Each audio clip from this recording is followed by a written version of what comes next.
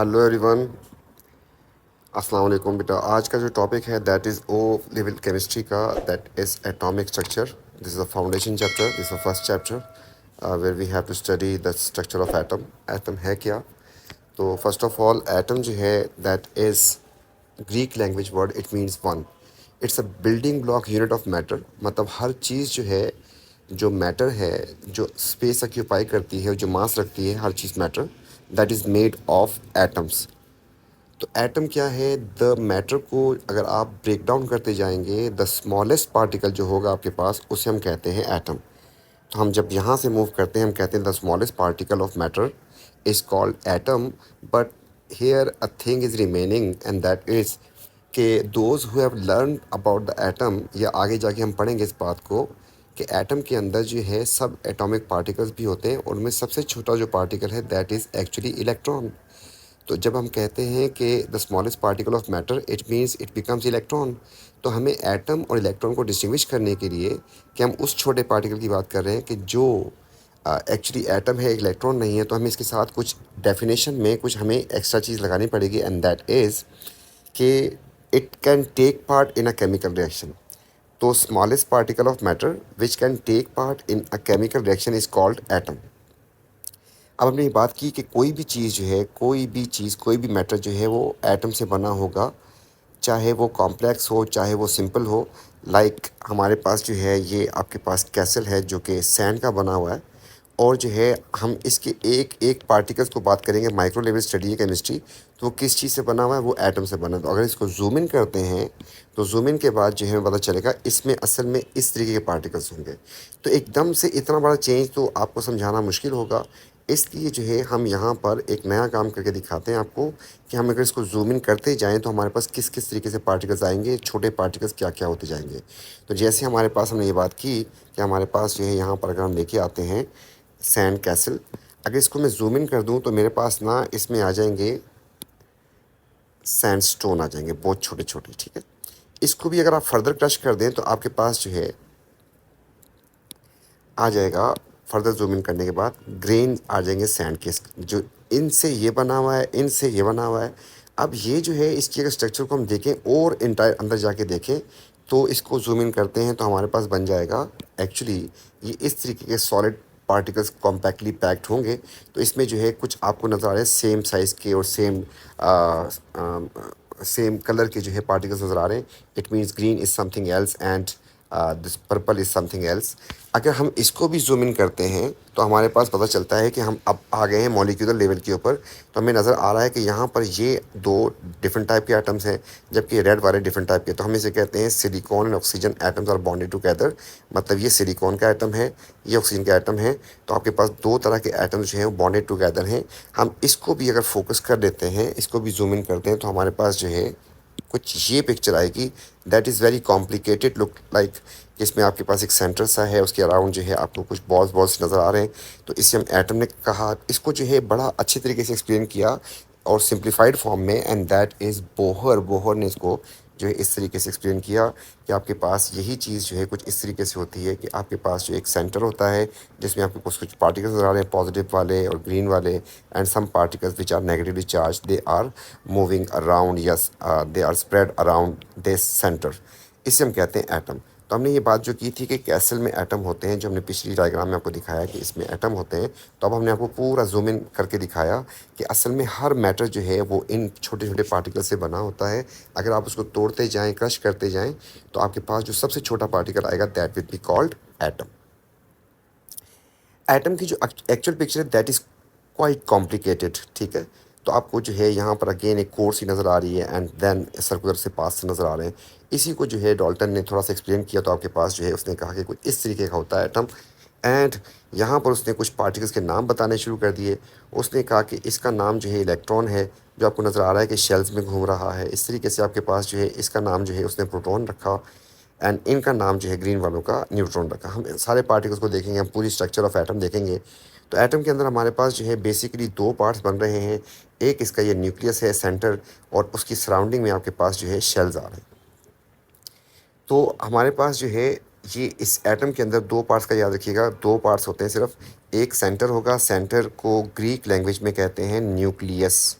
जिनके पास बायो है they know very well कि न्यूक्लियस का टर्म जो है हम यूज़ करते हैं सेल में भी, बायोलॉजिकल सेल में। एंड सिमिलरली जो हमारे पास सेंटर था, इसके बाद जो ये आउटर स्पेस जो आ रही है हमारे पास, आउटर स्पेस जो है इसको हम यूज़ करते हैं इसके लिए वर्ड शेल्स।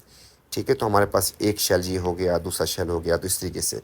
तो यहाँ हमारे पास तीन तरीके के पार्टिकल्स आ रहे हैं। एक का नाम न्यूट्रॉन रखा हुआ है, एक का नाम जो है इलेक्ट्रॉन रखा हुआ है, और एक का नाम जो है प्रोटॉन रखा हुआ है, और जो है इसका नाम शेल को ऑर्बिट बोला है इसके।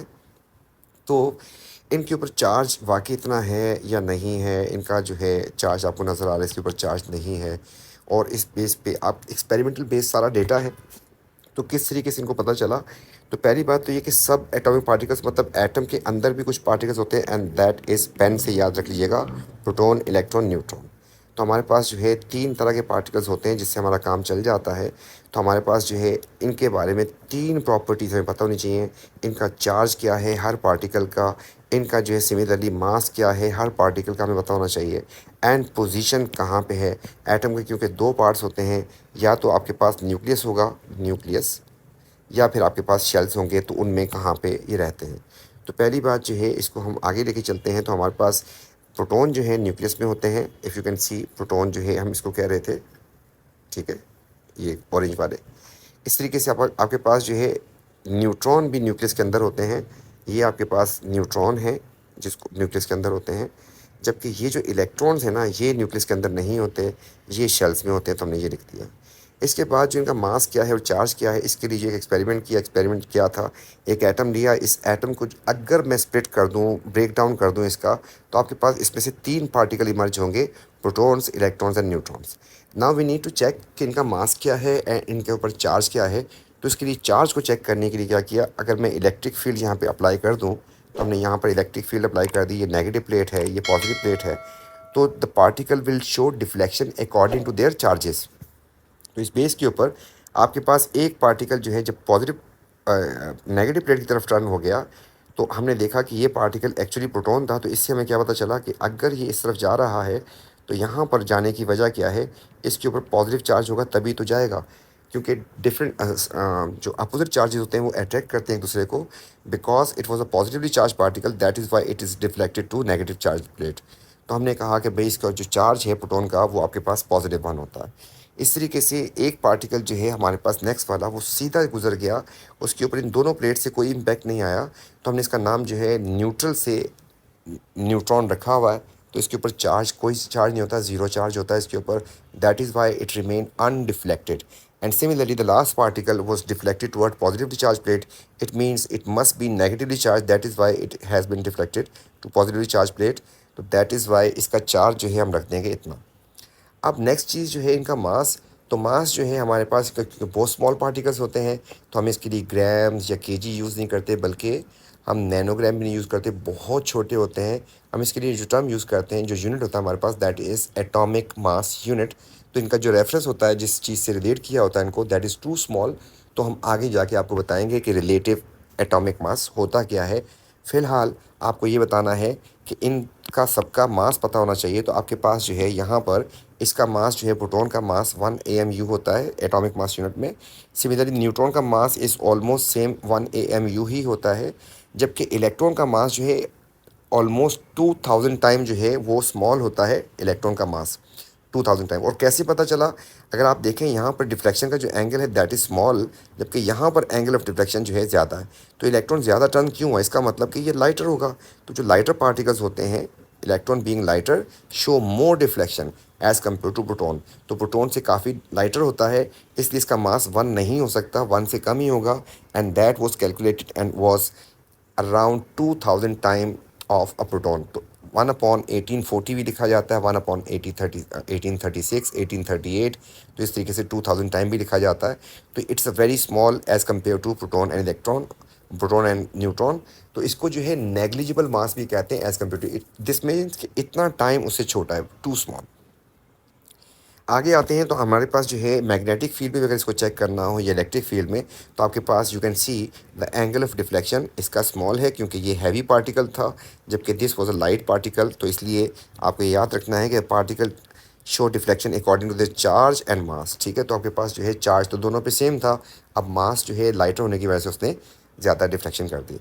अब जो है हमने देखना है सब एटॉमिक पार्टिकल जो थे हमारे पास, प्रोटॉन भी था, इलेक्ट्रॉन भी था और न्यूट्रॉन भी था, इनका फंक्शन क्या है, एटम के अंदर ये बैठ के करते क्या है। तो आपके पास प्रोटो जो न्यूक्लियस होता है उसमें आपके पास प्रोटॉन्स होते हैं और जो है न्यूट्रॉन्स भी होते हैं न्यूक्लियस के अंदर, और इलेक्ट्रॉन जो है शेल में होते हैं। तो आपको जो है ये बात समझानी है कि न्यूट्रॉन हमने बना दी, यहाँ पर ये न्यूट्रॉन्स आ गए आपके पास, इस तरीके से हमारे पास जो है कुछ प्रोटॉन्स रख दिए। लेकिन प्रोटॉन का फंक्शन ये होता है ना, ये इनके क्योंकि पॉजिटिव चार्ज पार्टिकल हैं, दे एक्चुअली होल्ड इलेक्ट्रॉन। अब इसके पास आपके पास चार प्रोटॉन्स हैं, इसके पास चार इलेक्ट्रॉन्स भी होंगे। क्यों? हर प्रोटॉन का फंक्शन क्या होता है, एक एक इलेक्ट्रॉन को होल्ड करना। तो यहाँ पर इसको इस इलेक्ट्रॉन को इस प्रोटॉन ने होल्ड कर लिया, सिमिलरली इसको इसने होल्ड कर लिया, एंड सिमिलरली इसको इसने होल्ड कर लिया, एंड सिमिलरली इसको। तो यहाँ पर अगर मैंने ये डॉटेड लाइन जो है थोड़ी सी नैरो बनाई है, यहाँ पे ज़रा बोल्ड बनाई है, actually the electron which is closer to the nucleus it experience more attraction. तो यहाँ पे स्ट्रॉन्ग बॉन्डिंग है as compare to this one. इसलिए जब इलेक्ट्रॉन जब निकालना होगा यहाँ से, कभी अगर जाना हो इलेक्ट्रॉन को, तो ये वाला इलेक्ट्रॉन जा सकता है, क्योंकि इसमें जो बॉन्ड है that is week, this is weak bond, this is strong bond. बहरहाल, तो प्रोटॉन का फंक्शन क्या है, तो proton hold electrons inside atom. अगर प्रोटॉन को मैं हटा दूँ, अगर मैं प्रोटॉन को यहाँ से हटा दूँ, तो आपके पास फिर इलेक्ट्रॉन भी नहीं रहेंगे, और अगर इलेक्ट्रॉन और प्रोटॉन दोनों ख़त्म हो गए तो फिर एटम ख़त्म हो जाएगा। एटम के ख़त्म होने का मतलब है पूरा सब मैटर ख़त्म हो जाना, मतलब यूनिवर्स का ख़त्म हो जाना।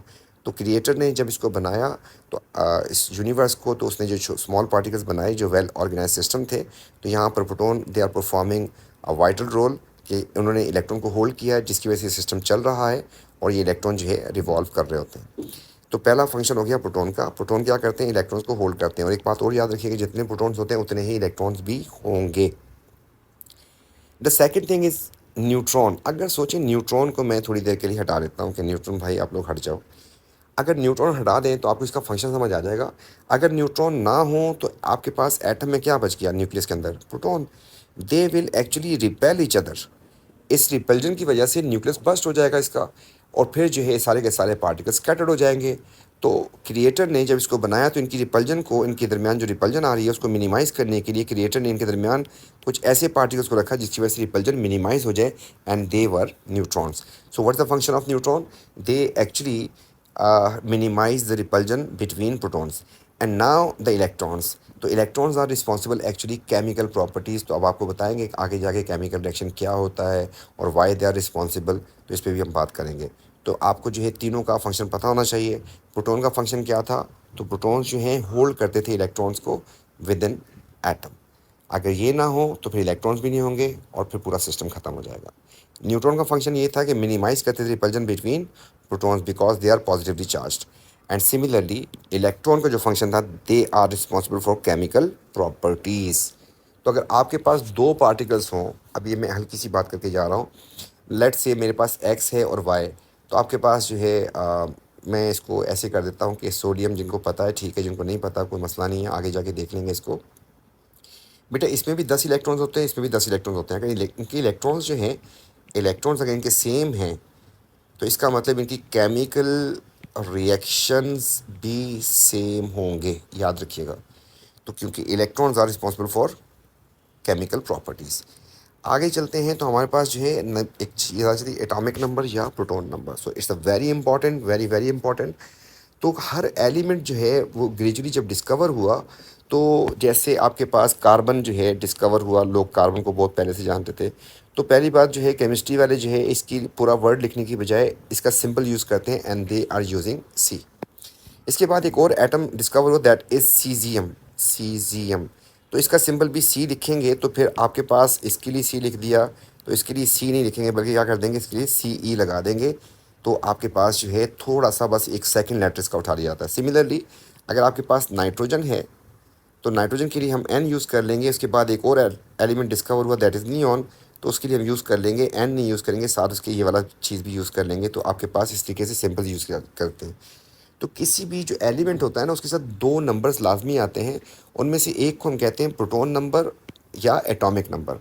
तो एटॉमिक नंबर या प्रोटॉन नंबर होता क्या है, नंबर ऑफ प्रोटॉन्स या इलेक्ट्रॉन्स, और इलेक्ट्रॉन्स शो करता है किसी एटम में। फॉर एग्जांपल मेरे पास ये सिंबल है, इसमें जो ये छोटा वाला नंबर है ना, छोटा वाला, दो नंबर आ गए ना आपके पास, द स्मॉल नंबर, इसलिए कह रहा हूँ कि in past papers you will get some time this number above and ये वाला नीचे होगा, तो इसलिए मैं स्मॉल की बात कर रहा हूँ. तो this smaller number is known as atomic number. And what is this number? This number actually shows the protons and electrons, means कि this atom has how many protons? 11. How many electrons? 11. ये आपको बताता. And this number also determine the position of element in the periodic table. तो periodic table में elements को arrange किया हुआ है. आपको सबके साथ दो दो नंबर नज़र आ रहे होंगे. अगर गौर से देखें तो ये नंबर भी आपको नज़र आ रहा है एंड सिमिलरली ये नंबर भी नज़र आ रहा है. अगर आप यहाँ पे देखें तो you will gate consecutive order and this is atomic number. तो 13 के बाद 14, 15, 16, 17, बट हेयर 27 के बाद 28 आ गया. Now here numbers are missing. 29 नहीं है, 30 नहीं है, सभी सही है. इस तरीके से यहाँ पे भी नंबर मिसिंग है. तो यहाँ पर एलिमेंट्स को जो अरेंज किया है वो स्मॉल नंबर की बेस के ऊपर अरेंज किया है and that is known as atomic number. और इनकी ये आइडेंटिटी है. अगर कोई आपसे कह दे कि एक एलिमेंट एक्स है, एटॉमिक नंबर 15 है, केमिस्ट समझ जाएगा they are talking about phosphorus, और कोई नहीं हो सकता. सिमिलरली इफ से इसके वाई एटॉमिक नंबर 8, लोग समझ जाएंगे we are talking about oxygen. तो ऑक्सीजन का नंबर जो है 8 होता है. तो इस तरीके से इनके साथ जो है ये नंबर लगे हैं ना, इनसे हम इनको आइडेंटिफाई कर लेते हैं. जैसे आपका CNIC नंबर, आपका फ़ोन नंबर किसी का नहीं हो सकता, ऐसे ही एटॉमिक नंबर भी हर एलिमेंट का अलग होता है. तो आपके पास जो है ये इसकी अब आगे बात करते हैं. तो पहली बात, it is identity of an element. अगर 11 लिखा हुआ है इसका मतलब कि it will be sodium. No other element can have 11 atomic number. Similarly no two elements can have same atomic number, and due to same number of protons and electrons the atom is neutral. ये वाली बात को ज़रा समझ लें. इसको हम यहाँ से भी समझा सकते हैं. देखें, इसका नेगेटिव चार्ज, इसका पॉजिटिव चार्ज. तो अगर इस एटम की बात करें तो इसमें प्रोटॉन कितने हैं? 4. इलेक्ट्रॉन कितने हैं? 4. तो 4 पॉजिटिव हो जाएगा और 4 नेगेटिव. नेट चार्ज क्या आ जाएगा? 0. सिमिलरली अगर हम इस पे आते हैं तो हमारे पास प्रोटॉन इसमें कितने हैं? 11. इलेक्ट्रॉन कितने हैं? 11. एक प्रोटॉन पे चार्ज पॉजिटिव 1 होता है तो 11 के ऊपर पॉजिटिव 11. सिमिलरली एक इलेक्ट्रॉन के ऊपर नेगेटिव 1 चार्ज होता है तो नेगेटिव 11 हो जाएगा. Net charge 0. इसलिए कह रहे हैं कि एटम जो है वो न्यूट्रल होता है. उसकी जो है वजह क्या बन रही है आपके पास? क्योंकि ये दो नंबर जो हैं हमेशा क्या होते हैं? सेम होते हैं किसी भी एटम के अंदर. एक एटम के अंदर ये नंबर क्योंकि सेम होता है इसलिए आपके पास एटम न्यूट्रल होता है. ये बात आपको फंक्शन ऑफ प्रोटॉन से भी याद रहेगी कि जित प्रोटॉन का फंक्शन क्या था? इलेक्ट्रॉन्स को होल्ड करना, and they are same actually. इसके बाद the next thing is mass number, atomic mass या न्यूक्लियन नंबर. अब अगर आपकी मास की बात करें तो कौन से पार्टिकल्स हैं यहाँ पर आपके पास जिनका मास था? तो यहाँ पे आके देखें, मास आपके पास ये रहा. मास आपके पास एक्चुअली दो पार्टिकल का मास था. That mass is negligible, it is almost zero approximation में. आपके पास इन दोनों का मास था. एटॉमिक मास जो है वो भी इसी वजह से बनता होगा आपके पास. तो इसका नाम जो है एक रखा मास नंबर, मतलब वो पार्टिकल जिनका मास होता है. अच्छा, तो इसका मतलब प्रोटॉन एंड न्यूट्रॉन हो गया. एटॉमिक मास, एटम का मास इन्हीं दो पार्टिकल्स की वजह से होता है. एंड न्यूक्लियन नंबर इसलिए कह रहे हैं, जैसे अमेरिका में रहने वालों को अमेरिकन कहते हैं, पाकिस्तान में रहने वालों को पाकिस्तानी कहते हैं, इस तरीके से न्यूक्लियस में रहने वालों को न्यूक्लियन कहते हैं. तो इसका न्यूक्लियस में कौन कौन से पार्टिकल्स होते हैं? Again proton and neutron. All these terms define actually total sum of these two particles. इसलिए इसकी डेफिनेशन बन जाएगी total number of protons and neutrons, इसको हम कहते हैं. तो आपके पास यहाँ पर 2 और मोर atoms can have same mass number. मतलब एटॉमिक नंबर सेम नहीं हो सकता, मास नंबर सेम होगा. इसका अगर मैं एटॉमिक नंबर लिखूँ, it's a 15, it is a 16, so this can not be same. ये सेम नहीं हो सकता एटॉमिक नंबर, ये डिफरेंट होगा हमेशा. लेकिन मास नंबर सेम हो सकता है. तो ये कोई आइडेंटिटी वगैरह नहीं है इसकी. द नेक्स्ट थिंग इज़, आपके पास ये जो आ रहा है ये मास नंबर है, ये क्या शो कर रहा है आपको? ये आपको शो कर रहा है कि प्रोटॉन्स एंड न्यूट्रॉन्स कितने हैं इसमें. तो इसका मतलब हुआ इसमें प्रोटॉन प्लस न्यूट्रॉन जो है दैट इज़ 23. यहाँ से क्या पता चला आपको? प्रोटॉन. तो आपने अगर प्रोटॉन को यहाँ पे लिख दिया 11 है और न्यूट्रॉन आपके पास पता नहीं, तो आपके पास ऐसे कर लेंगे इसको. या फिर 23 यहाँ पे रहेगा, 11 वहाँ जाके सब्ट्रैक्ट हो जाएगा, उसमें से आपके पास आंसर आ जाएगा ये. तो आपके पास न्यूट्रॉन का नंबर इस तरीके से निकल सकता है. यहाँ से आपको ऑलरेडी प्रोटॉन पता चल गए थे, यहाँ से आपको ऑलरेडी इलेक्ट्रॉन पता चल गए थे. अच्छा, अब जो है न्यूट्रॉन निकालने के लिए क्या करना पड़ा आपको? असल में फाइनल कंक्लूजन की तरफ देखें, आपने किया क्या? आपने बड़े में से छोटे नंबर को माइनस किया तो आपके पास न्यूट्रॉन का नंबर आ जाएगा. तो याद रखिएगा कि न्यूट्रॉन का नंबर भी हमें निकालना होता है और इलेक्ट्रॉन का भी, प्रोटॉन का भी. तो इसी सिंबल के साथ जो 2 नंबर लिखे होते हैं इसको देख के निकालना होता है, क्वाइट सिंपल। तो आपके पास प्रोटॉन इतने ही हैं इसमें प्रोटॉन जो है आपके पास 11 है, इलेक्ट्रॉन भी 11 है, और न्यूट्रॉन के लिए आपको माइनस करना पड़ेगा, that is this one. Next जो है आपके पास आपको एटॉमिक स्ट्रक्चर लिखनी होती है किसी एलिमेंट की, तो इसका मतलब होता है कि कितने सब एटॉमिक पार्टिकल्स हैं, तो ये बताना होता है आपको। मतलब अगर मैं यहाँ पर इसको लिख देता हूँ तो मुझे बताना है इसमें प्रोटॉन कितने, इलेक्ट्रॉन कितने हैं और न्यूट्रॉन कितने, इस बात को लिखने को हम कहते हैं एटॉमिक स्ट्रक्चर। तो एटॉमिक स्ट्रक्चर जो है वो इसका मतलब होता है कि how many electron, proton, neutron. तो आपके पास यहाँ पर इसमें आपको पता चला कि 11 प्रोटॉन्स हैं, ये भी 11 है, जबकि इसको माइनस किया तो आपके पास ये 12 आ गया, तो दिस इज़ एक्चुअली न्यूट्रॉन। इसके बाद जो है आपको जो बातें याद रखनी है दैट इज़ क्वाइट इम्पॉर्टेंट, आपके आगे बहुत काम आएंगी। स्मार्टली वे से आपको जब क्वेश्चंस करने होंगे तो ये काम आपको आसान कर देंगी। तो नंबर 1 देखिए, न्यूट्रॉन का नंबर जो है can be equal to proton. इनमें अगर देखें ना आप, तो आपके पास प्रोटॉन कितने हैं इसमें 7, न्यूट्रॉन कितने हैं 7, इसका मतलब प्रोटॉन न्यूट्रॉन के बराबर है। इसमें आ जाए आपके पास प्रोटॉन कितने हैं, छोटा वाला नंबर, प्रोटॉन आपके पास 8। अच्छा, न्यूट्रॉन के लिए माइनस करना होता है 16 माइनस 8, तो वो भी आपके पास 8 आ गया। अगेन यू कैन सी कि protons are equals to neutron. तो प्रोटॉन का नंबर जो, न्यूट्रॉन का नंबर जो है या तो प्रोटॉन के बराबर होगा या उनसे ज़्यादा होगा, और ग्रेटर देन प्रोटॉन। अब इसकी बात करता हूँ, तो इसमें प्रोटॉन कितने हैं 18, न्यूट्रॉन माइनस करके लिखें तो कितने बन रहे हैं, न्यूट्रॉन बन गए 22। तो हमने देखा कि न्यूट्रॉन का नंबर या तो ज़्यादा है या बराबर था। न्यूट्रॉन का नंबर कभी भी कम नहीं हो सकता। अब ऐसा क्यों, सोचें, न्यूट्रॉन का फंक्शन क्या था, टू मिनिमाइज द रिपल्जन। अगर आपके पास एक न्यूक्लियस है जिसमें आपके पास 2 प्रोटॉन्स हैं, एटलीस्ट आपको 2 न्यूट्रॉन चाहिए उनकी रिपल्जन को मिनिमाइज करने के लिए। लेकिन अगर आपके पास 7 प्रोटॉन्स हैं तो आपको 7 चाहिए होंगे उसके लिए। लेकिन जैसे जैसे प्रोटॉन का नंबर बहुत बढ़ जाता है तो उस वक्त जो है आपको, जैसे इसमें हमने बात की 18 आ गए थे आपके पास प्रोटॉन्स, तो अब जो है उनकी रिपल्जन को मिनिमाइज़ करने के लिए न्यूट्रॉन जो है उसका नंबर जो है 18 से ज़्यादा, 18 एटलीस्ट, 18 तो होना ही चाहिए, 18 से ज़्यादा भी निकल रहा है। आपने देखा कि यहाँ पे 22 आ रहा है, सिमिलरली यहाँ पर अगर आप देखें तो 12 आ रहा है।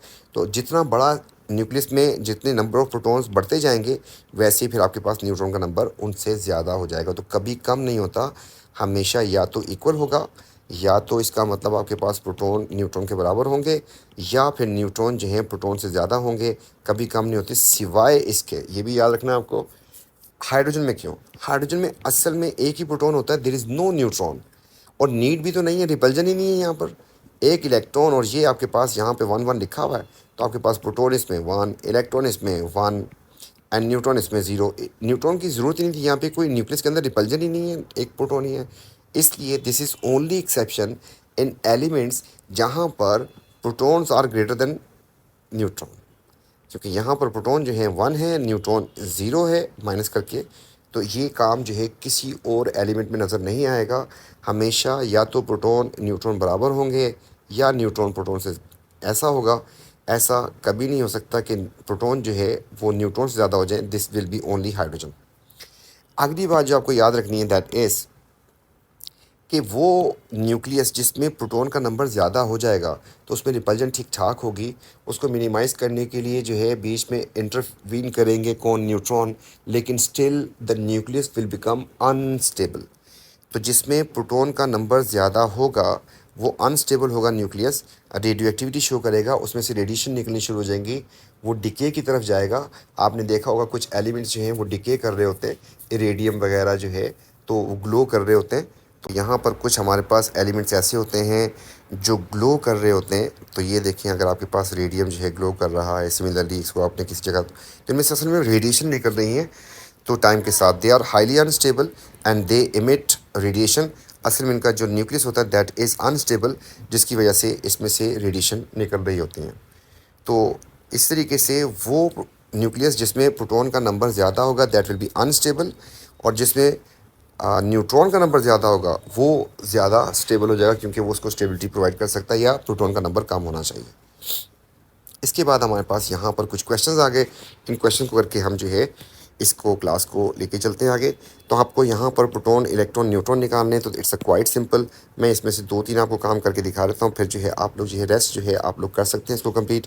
वीडियो को पॉज कीजिएगा और उसको अटैम्प्ट करने की कोशिश कीजिएगा, और फिर कोई मसला हो तो मुझसे पूछ लीजिएगा, हम इंशाल्लाह इसको फिर डिस्कस कर लेंगे। तो हम जो है इसमें से इन 3-4 को कर लेते हैं, तो फिर आगे कुछ क्वेश्चन करते हैं पास पेपर के। तो देखिए प्रोटॉन आपको निकालना है, तो छोटा नंबर जो है आपके पास प्रोटॉन का नंबर होता है, तो 8 प्रोटॉन है इसमें, इलेक्ट्रॉन भी 8 हैं आपके पास, ठीक है। यहाँ पर आपके सामने प्रोटॉन एंड इलेक्ट्रॉन निकालने थे, और अब जो है न्यूट्रॉन निकालने के लिए आप इसको माइनस करना है। तो माइनस करेंगे 8 8 16 होता है, तो इसका मतलब हो गया 9 आ जाएंगे इसमें। ये इस तरीके से यहाँ पर आते हैं, तो आपके पास पोटेशियम में, तो पोटेशियम इज़ दिस वन, इसमें आपके पास 19 एंड 39 से माइनस कर देंगे तो 20 आ जाएगा। And similarly it is actually 15 and this is also 15, और 15 31 में से माइनस कर देंगे तो आपके पास इसका आंसर 16 आ जाएगा। So this is actually known as atomic structure. It means कि राइट एटॉमिक स्ट्रक्चर कभी आपसे कहे तो इसका मतलब आपको प्रोटॉन इलेक्ट्रॉन न्यूट्रॉन बताने होते हैं। तो this table you can easily fill it. ना इसके बाद जो है आपके पास ये क्वेश्चन आ गया। क्वेश्चन में कह रहा है कि पास फेलो क्वेश्चन के, इसमें कह रहा है कि फास्फोरस एटम जो होता है उसका आप बताएं कि एटॉमिक स्ट्रक्चर क्या होगी। इसके लिए आपको जाना पड़ेगा पीरियोडिक टेबल की तरफ, और पीरियोडिक टेबल जो है आपको प्रोवाइडेड किया होता है किसमें, पेपर के बिल्कुल एंड में, P1 में भी P2 में भी। तो जब वहाँ पहुँचेंगे तो मैं यहाँ से कॉपी करके ले आता हूँ इसको, ताकि हमारा काम जो है ज़रा आसान हो जाए। तो यहाँ से ये रहा हमारे पास, इसको हम कॉपी कर लेते हैं और वहाँ पे नज़दीक पेस्ट कर देते हैं इसको, ताकि जो है हम जब देखना हो तो हमें मसला ना आए। तो जो एटम उसने कहा था दैट वाज एक्चुअली फास्फोरस। तो ये देखें फास्फोरस आ गया आपके पास, इसको मैं हाईलाइट कर देता हूँ, दिस इज़ फास्फोरस। तो 1531 है, तो हम चलते हैं 1531 यहाँ से आपने उठा के लिख लिया कि 15 एंड 31। तो बेटा इसमें प्रोटॉन कितने हुए 15, तो आपने मार्क कर दिया, शेड कर दिया कि 15 15। एंड इलेक्ट्रॉन कितने हुए 15 15। And neutron you need to subtract, तो सब्ट्रैक्ट कर देंगे इसको दोनों को, तो आपके पास आ जाएंगे 16 16। तो आपके पास किस रो में सब कुछ मैच कर गया, that is a is answer then.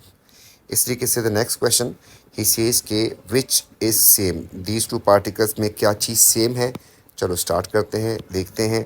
देखें प्रोटॉन नंबर दोनों का डिफरेंट है, तो आप कहीं पे प्रोटॉन नंबर नज़र आ रहा तो काट दें। तो प्रोटॉन का नंबर जो है ये सेम नहीं है इन दोनों का, एंड इलेक्ट्रॉन का नंबर भी सेम नहीं है, इनके electron and proton are different, ये काट दें।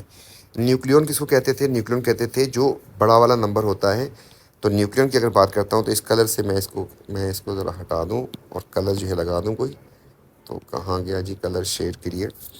न्यूक्लियन जो है हम कहते हैं इसको 32 एंड 31, ये भी नंबर सेम नहीं है, इसको भी काट दें। And now remaining thing is neutron, you need to subtract. इसको अगर आप सब्ट्रैक्ट करेंगे तो आपके पास 16 आंसर यहाँ से आएगा, इसका आंसर भी 16 आएगा। इसका मतलब कि न्यूट्रॉन का नंबर जो है वो इन दोनों का सेम है, तो B will be the correct answer. Next जो है क्वेश्चन आपके पास आ गया, इसमें कह रहा है कि which molecules has same number of protons, इनमें से प्रोटॉन नंबर किसका सेम होगा। Again you need to use the consult the period table. इस वाले क्वेश्चन को हम आखिर में करते हैं, हम पहले बाकियों को सेट करते हैं, क्योंकि इसमें आपको थोड़ी सी वर्किंग करनी होगी। तो हम इस वाले पे आते हैं, नेक्स्ट वाले पे क्वेश्चन पे। ये कह रहा है कि definition of nucleon number, nucleon number क्या था आपके पास, मास नंबर भी लिखा हुआ है। तो that is sum of proton and neutron, आपको चेक करना है।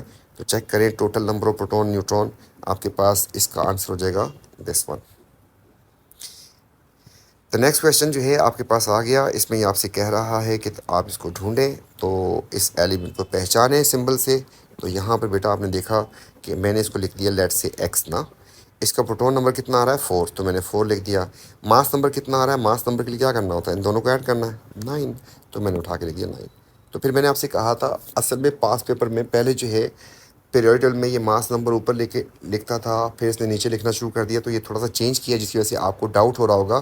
तो अभी मेरे पास 49 आ रहा है, और 49 आपके पास दो जगहों पे आ रहा है, राइट, ये देखें 49।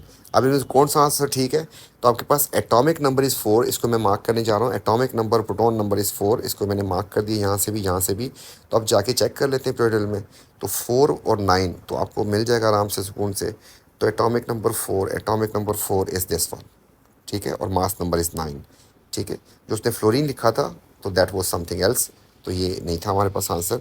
एक्चुअली हमारे पास आंसर इसका बन जाएगा 4 में आपके पास आ रहा है बेरिलियम एंड जाके बेरिलियम को टिक करना है आपने, तो बेरिलियम इज़ द आंसर।